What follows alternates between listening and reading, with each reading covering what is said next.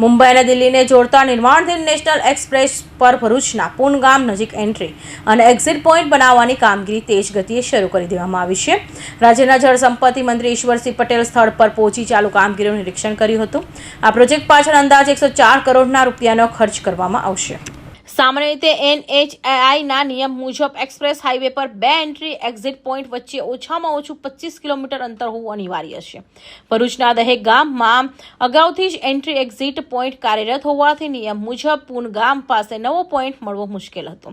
જોકે સ્થાનિક ઉદ્યોગ અને વાહન ચાલકોની જરૂરિયાતને ધ્યાનમાં રાખીને મંત્રી ઈશ્વરસિંહ પટેલ સરકારમાં રજૂઆત કરી હતી। પરિણામે NHAI દ્વારા વિશેષ કિસ્સામાં દહેગામથી માત્ર 10 કિલોમીટરના અંતરે પૂન ગામ ખાતે આ પોઈન્ટને મંજૂરી આપવામાં આવી છે।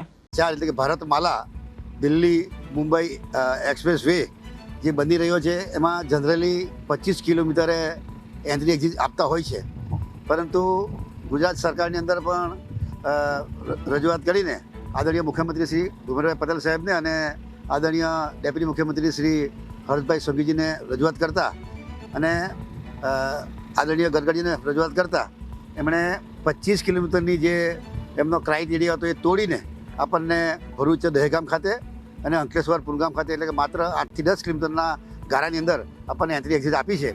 એનું પણ એશિયાની સૌથી મોટી GIDC પૈકીની એક એવી અંકલેશ્વર GIDC અને પાનોલીના ઉદ્યોગમાં સીધા દિલ્હી મુંબઈ એક્સપ્રેસ વે સાથે જોડાઈ જશે, જેનાથી માલસામાનની હેરફેર ઝડપી બનશે। હાસોટ, ઓલપાડ અને સુરત તરફ જતા વાહન ચાલકોને હવે લાંબો ફેરો નહીં ખાવો પડે અને સમય તથા ઇંધણની બચત થશે।